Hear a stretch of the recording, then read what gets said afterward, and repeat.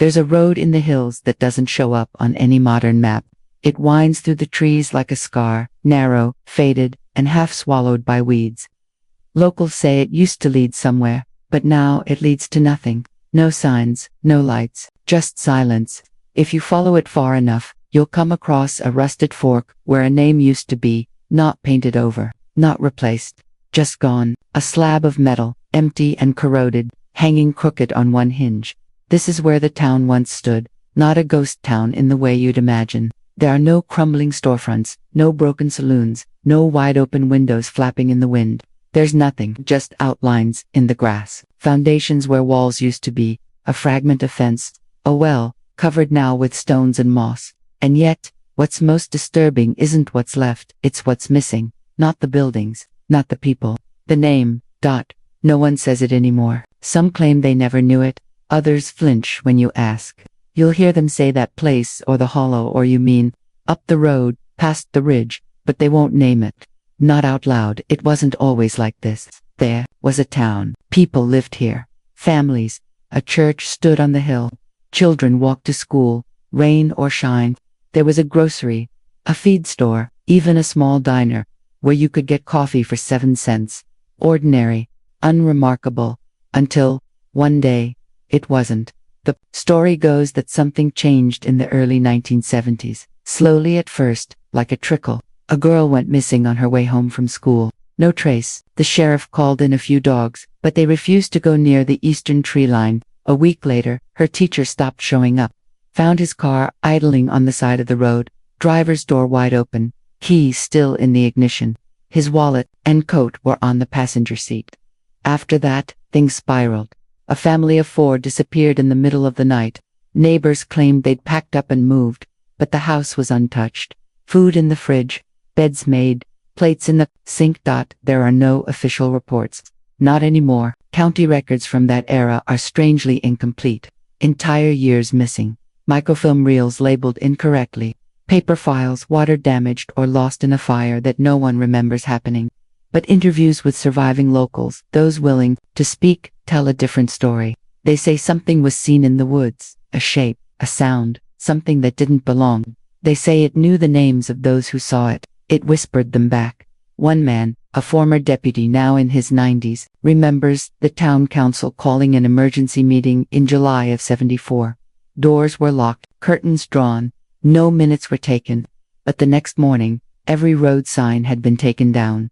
School records were burned, the town's name stamped on mailboxes, storefronts, welcome signs was scraped off, painted over, or physically destroyed. They didn't just stop saying the name, they removed it from everything. And not out of grief, out of fear, fear, that the name itself had become a kind of invitation.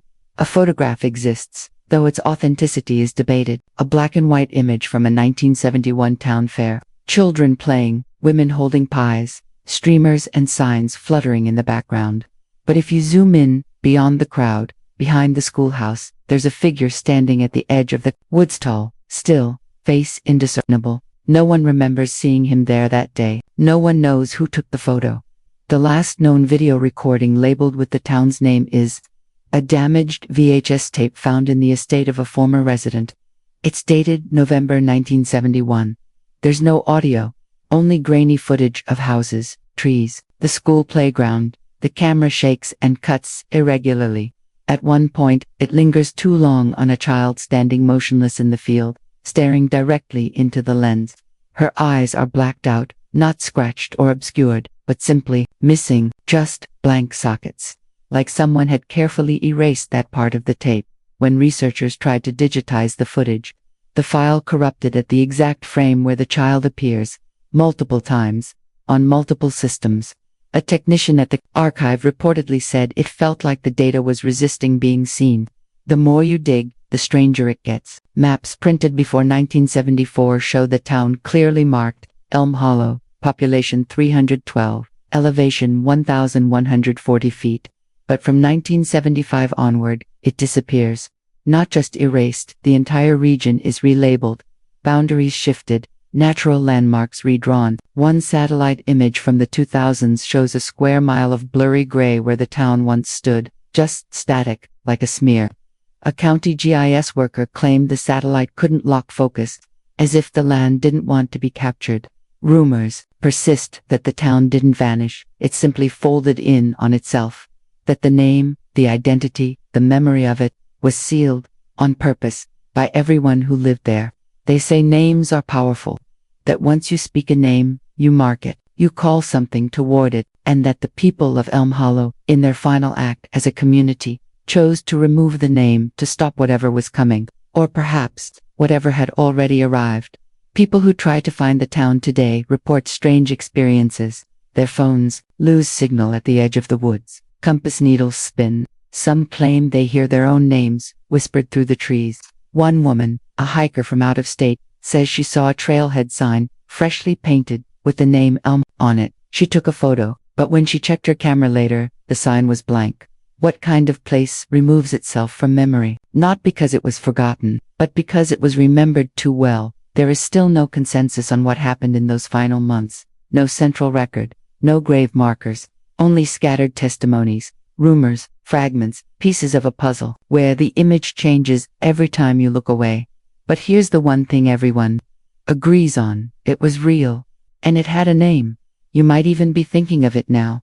Some old syllable at the back of your throat, something that wants to be spoken, something that waits for someone to speak it.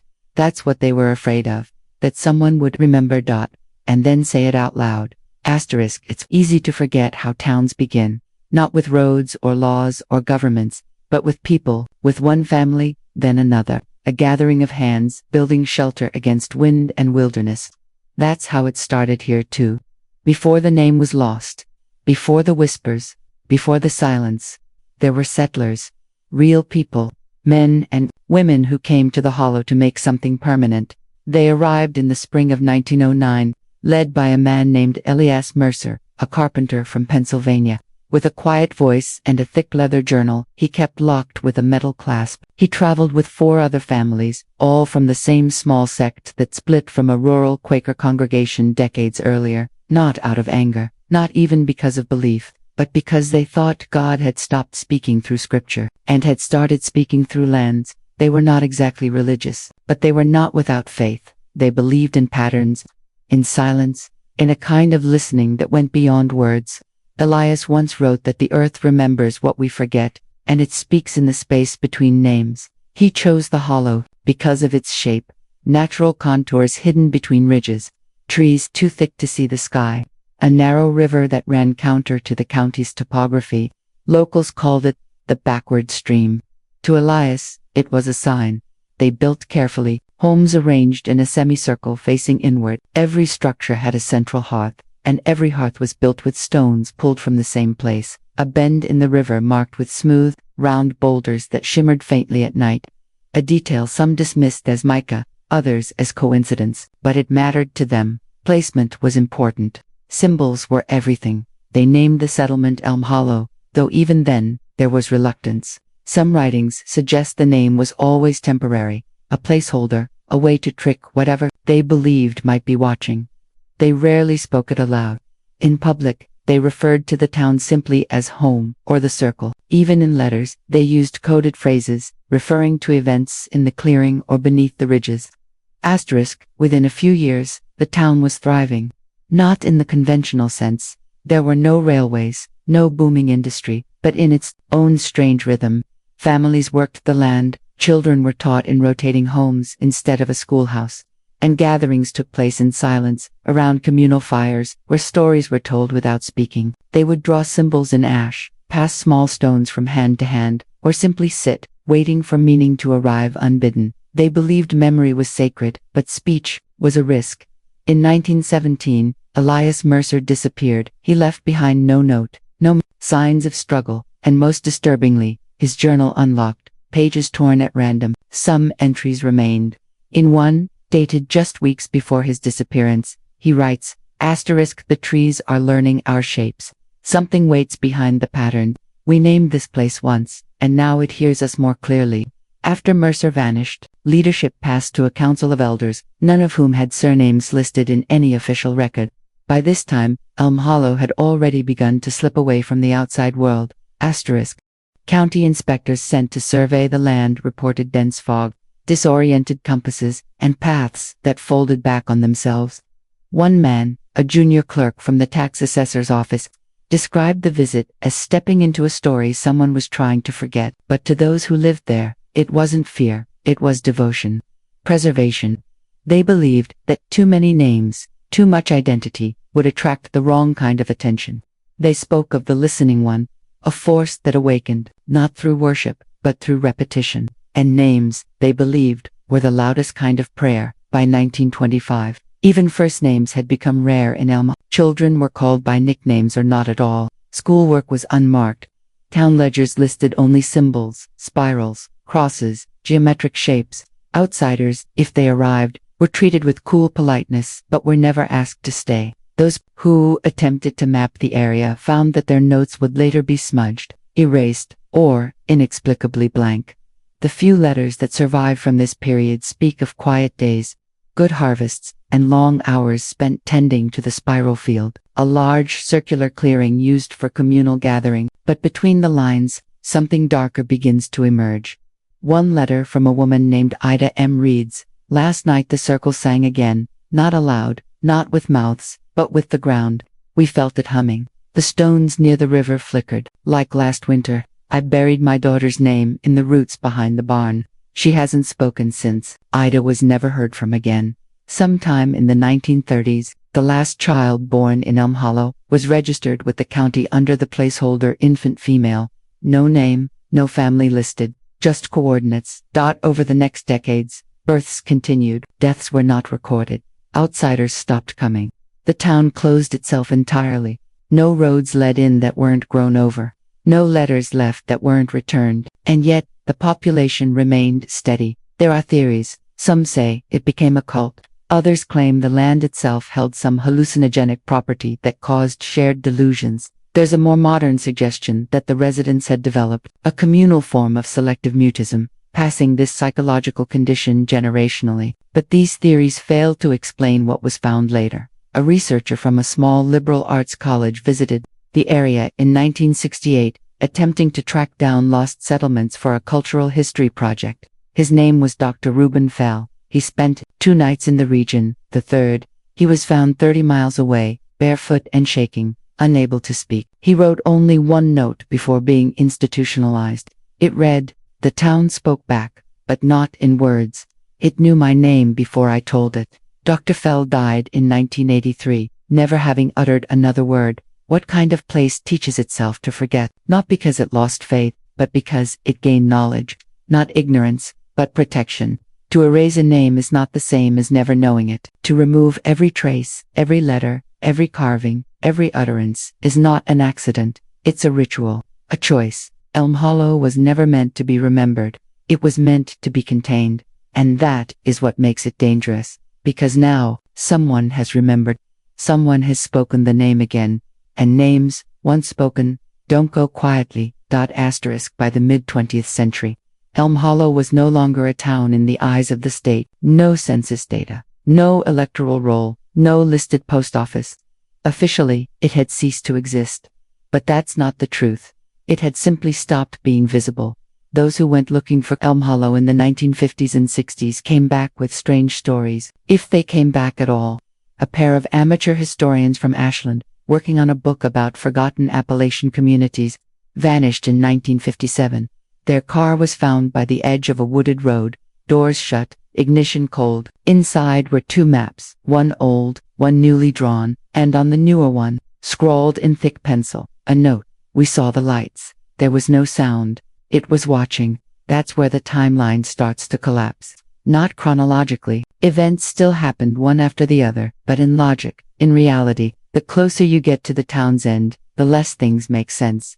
Take the case of Reverend Calvin Browder, a preacher from Mason County. He claimed, during a Sunday sermon, in 1962, that he had received a vision, not of heaven or hell, but of a place removed by silence. He spoke of people with blurred faces, houses without doors, fires that burned without smoke. His congregation dismissed it as metaphor. But a week later, he drove to the woods near Elm Hollow, with a tape recorder and a box of communion wafers. Neither he nor the tape recorder was ever recovered. But the car was. Inside, resting on the passenger seat, was a piece of notepaper. On it, a perfect spiral drawn in charcoal, and beneath it, a single line, "Do not speak the name. It speaks back." After that, the pattern escalated. In 1969, a high school senior named Drew Farland disappeared after hiking north of the tree line. He was known as a local thrill seeker, a kid with a camcorder and a fascination for legends. His final recording, recovered weeks later from a broken camera, found buried in shallow soil, contains 43 minutes of wandering footage, leaves, rocks, a single shoe. And then, for 2 full minutes, nothing but trees, swaying gently in complete silence. But if you look closely, one of the trees is breathing, a pulsing movement, too slow to notice unless you freeze the frame, too human to be natural. And at the 41-minute mark, the footage glitches, violently flickering static, distortion, and then a whisper, soft, measured. It says, Drew's name. Twice, and then the video ends. By 1970, locals had learned to stop asking questions. Parents told their children not to look too long at the hills. Hikers were warned off by forest rangers who couldn't quite explain why. One report, filed anonymously to a local newspaper, describes a cabin where time passed differently. The writer claimed to have spent one night in the hollow, but emerged a week later, unshaven and starving, with no memory of the days between. Even the weather changed. Animals grew quiet. Trees leaned inward as if shielding something. A fog settled in that didn't match the climate. Thick metallic smelling, sometimes greenish under moonlight. Then came the fire. On October 13, 1974, a blaze swept through the edge of the woods bordering Elm Hollow's last recorded coordinates. Emergency responders were dispatched, but the fire was already out when they arrived. Not a single ember remained. The ground was scorched in a perfect spiral, 140 feet wide, with no known ignition source, no burn trail, just the mark. That night, something else happened. Residents in neighboring counties reported hearing a sound, low, harmonic, like singing through water. Some said it came from their radios, others from beneath their homes. One man claimed his dog began speaking, in a child's voice. That story, while clearly unverified, was not unique. The following week, 3 more families left the area, packed their belongings and vanished without a word. One left their house completely untouched, dinner still on the table, a TV still playing static. That was the breaking point. A council meeting was held, not official, not state-sanctioned, but real. Representatives from nearby towns, a sheriff, to forest officials, and 3 elders who had once lived in Elm Hollow attended. What was said in that meeting is still disputed. But shortly after, the last surviving landmarks were destroyed, the signs torn down, the maps redrawn, and then, perhaps the most disturbing act of all, the deliberate erasure of the name. Old county clerks, remember the orders. Every document mentioning Elm was to be burned or blacked out, not just hidden, obliterated. Schools were told to stop teaching about the area. Road crews removed signage without explanation. Even gravestones in the nearby cemetery had the name chiseled off. Not everyone agreed. Some protested. A few wrote letters. A handful tried to record what they knew. But over time, the silence took hold. Memory dimmed. And by the early 1980s, Elm Hollow was spoken of only in murmurs, if at all. Still, traces persisted. In 1986, a man named Louis Greer, a freelance journalist, published an underground zine titled The Vanishing Hollow. He claimed to have found old-school rosters, property deeds, and first-hand testimonies. He even interviewed a woman who said she had once lived in Elm Hollow, though she refused to be recorded. According to Greer, she made him promise never to say the name aloud, not even while reading his own notes. She told him this: it listened, all the time. The land knew what we called it. And when we stopped, it didn't like that either. 3 weeks after publishing his second issue, Greer was found dead in his apartment. Heart attack, they said. But the manuscript he was working on, a full-length exposé, was missing. So was his tape recorder. Only one thing remained. A single sentence, scribbled on the back of his door in chalk. It doesn't need a town to find you, just the name. That brings us to the final known incident, the one that closed the book on any official discussion of Elm Hollow. In 1991, a state-level geologist was sent to survey the area for mineral deposits. What he found instead was a massive depression in the earth. Not natural, not landslide, but something else. He described it as an imprint, like the ground had been hollowed out by something heavy, then forgotten. His final report ends with an uncharacteristic sentence: "Whatever lived here wasn't meant to be found, and whatever removed it didn't finish the job." He died of carbon monoxide poisoning later that year. The case was ruled accidental. But some researchers believe his notes, now sealed in a government archive, held more than just geological data. A timeline only tells you what happened. It can't tell you why, and in this case, the deeper you trace the path, the more it folds in on itself. Elm Hollow didn't die. It unsplit, not all at once, but slowly, in memories, in patterns, in sound, as if the town was never meant to last, only to be heard. And now it's speaking again. Asterisk. In the years after Elm Hollow's disappearance, after the name was blacked out, the land reassigned, and the witnesses either silenced or gone, something strange happened. People started dreaming about it. Not en masse, not in newsworthy waves, but enough that patterns began to form. A librarian in Kentucky reported dreams of a town without faces. A retired forest warden described waking in the night to the sound of church bells, though no church had stood within 20 miles for decades. A woman in Pittsburgh who'd never set foot in West Virginia painted a spiral field in exact topographic detail, claiming it had come to her all at once, like something remembered instead of imagined. These fragments were dismissed. Coincidence, psychological bleed, false memory. But what if they weren't? As word of these anomalies spread slowly through forums, fringe podcasts, and obscure zines, amateur researchers took an interest. They weren't academics. They were the curious, the obsessive, people who had heard something that didn't make sense and couldn't let it go. One of them was Nolan Harrow. An archivist by trade, Harrow specialized in reconstructing incomplete municipal records. He'd come across Elm Hollow in the margins, redacted pages, corrupted census files, unlisted tax lots. At first, it annoyed him, an anomaly in an otherwise orderly system. But the more he looked, the more he realized something was missing. Not a clerical error, but a wound. A deliberate void. He called it the quiet deletion. In 2006, Harrow self-published a 70-page document titled Absence, a study in engineered amnesia. It contained nothing supernatural, no speculation, just raw data. Shifts in county borders, the statistical black hole where Elm Hollow should have been, and a list of people born within 15 miles of the site who had, statistically, a 7x higher rate of mutism, aphasia, or latent set language loss. The paper gained traction in niche online circles. Suddenly, theories abounded. Some believed Elm had been the site of a government experiment, psychological warfare, perhaps, or a failed psychic research facility. Others insisted the residents had discovered something ancient, a naming god, perhaps, or a primal symbol that, once spoken aloud, began erasing perception itself. But the most persistent theory, the one that kept returning, was simpler, that the name itself was the problem. Linguists weighed in. 1. Dr. Helen Kravick noted that several historical cultures believed names were living things, that to name something wasn't just to identify it, it was to connect to it, to feed it. That's why true names were hidden, buried beneath titles, honorifics, masks. What if Elm Hollow had uncovered its true name, the land's name, and then tried to bury it again? What if they failed? The idea that language could act as a kind of vector, a virus not of the body but of the mind, wasn't new. It's been theorized in ancient scripts, the Voynich manuscript, even in glossolalia, reports from religious trances. But Elm Hollow offered something darker, the suggestion that a specific name carried with it a kind of sentient gravity, that to speak it even once was to let it hear you, and then it begins listening back.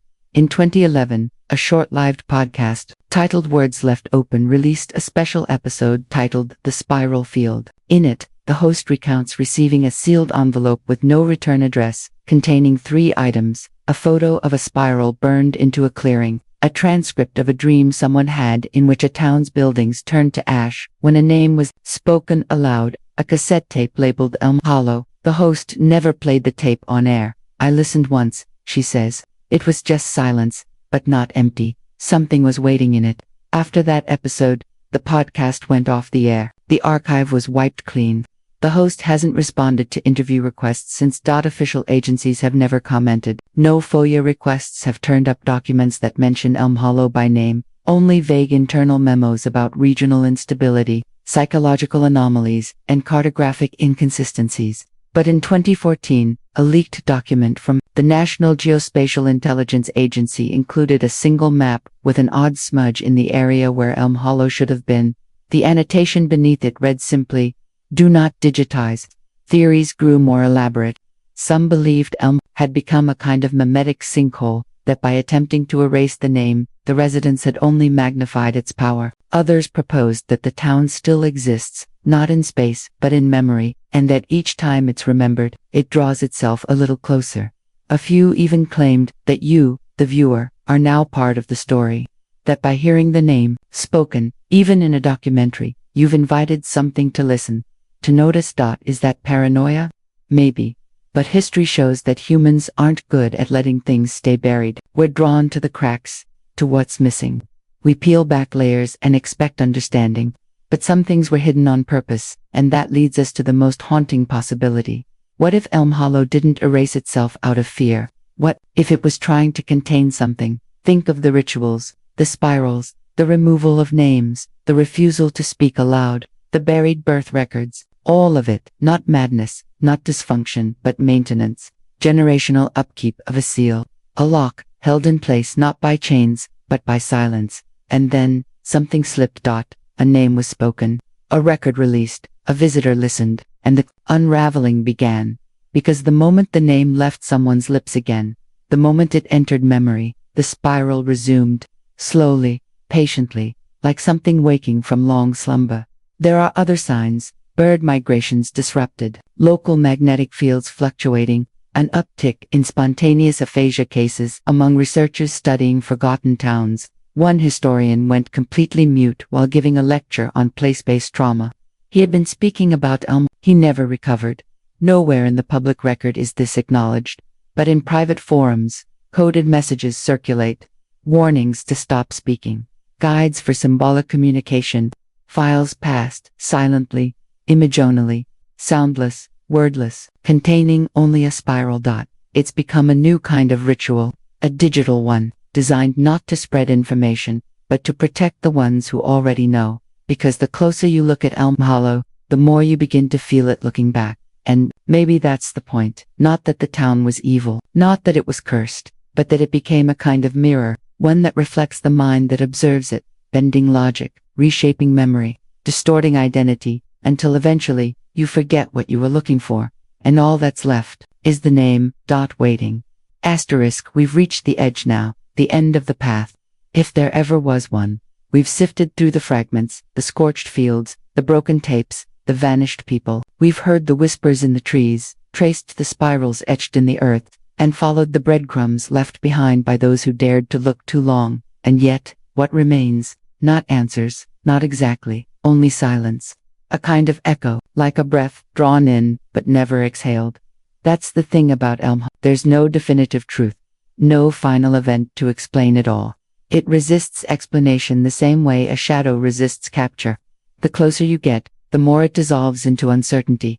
But that doesn't mean nothing can be said.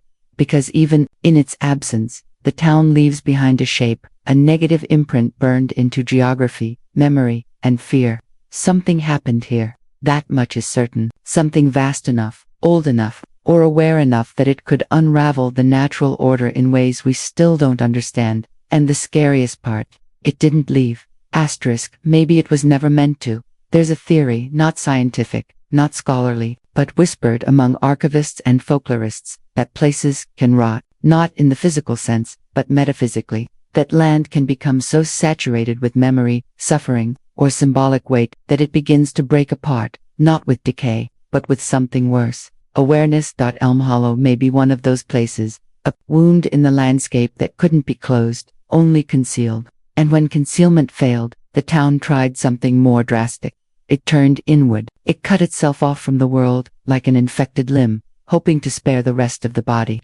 It buried its name because the name was a doorway, a trigger, a password, and someone spoke it again. Asterisk. Whether in ignorance or defiance, someone unlocked the door, and whatever was behind it, waiting, listening, patient, has begun to stir. But how much of this is real? How much is folklore stretched thin over real trauma? Is Elm Hollow just a metaphor for generational grief? For small-town collapse?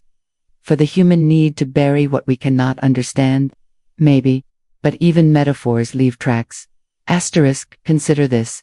No, digital mapping service will allow you to drop a pin on the coordinates where Elm Hollow once stood. Try it. Your cursor will slide over the region, but no names. New terrain data, no satellite labels will appear. It's as if the area is blurred by something other than pixels. Now ask yourself, what happens when you erase a town? Its records, its history, its very name. Does the land simply forget? Or does something else begin to remember? There have been new reports, recent ones. In 2019, a hiker in the Appalachian foothills was hospitalized after being found wandering barefoot, eyes bloodshot, hands stained with ash. He kept repeating a phrase over and over. They don't have mouths, but they scream when you know them. He was never identified. A year later, a drone pilot lost signal while flying over a patch of forest near the supposed Elm Hollow site. The final frame of the footage shows something strange. A clearing, perfectly circular, surrounded by trees bent inward. In the center, impossible as it sounds, a chair, a single wooden chair, facing upward, as if waiting for something to arrive from the sky. The footage was pulled from the internet within 48 hours, and just last year, in 2024, an anonymous user posted to a now-defunct forum about a dream I didn't have, but woke up remembering anyway. They described walking through a town where the houses had no doors, only black cloth hanging in the frames. People moved without footsteps. The air smelled like static, and the church bell rang without a sound. They ended the post with a question: why do I know the name if I never learned it? That's what this mystery leaves us with, not proof, but impression. A growing sense that something once buried is leaking back into the collective unconscious, that forgetting isn't permanent, that names, once spoken, never truly disappear. And maybe that's the most terrifying truth of all, because names have power, not just mythologically, but psychologically. What we name, we give life. We create a space for it in the world, in thought, in sound, in story. And when we try to erase that space, something resists, something pulls back. Elm Hollow was not a story about a haunted town. It was a story about silence as defense, about memory as protection, about a name that tried to swallow its own echo. And yet here we are, speaking it again. You've heard it now. You've listened to its history. You've traced the spiral through fire and fog and vanished records. And somewhere, in the back of your mind, you've filed it away. Just a name, just a story. But names are never just anything. They're invitations. And so, we end not with closure, but with questions. Because the spiral never truly ends, it only tightens. Why did the town erase its name? What did it see or hear that made silence the only sane response? Why are its echoes returning now? What happens when more people remember? And finally, what else is still out there in the folds of our forgotten maps, waiting to be named? You won't find Elm Hollow on any GPS. You won't hear its name spoken by anyone local. But if you go walking in the right woods, at the wrong time, you might hear it not as sound, but as a feeling, a pressure in your ears, a thought that isn't yours. And if you speak it, just once, you might never be able to forget it again.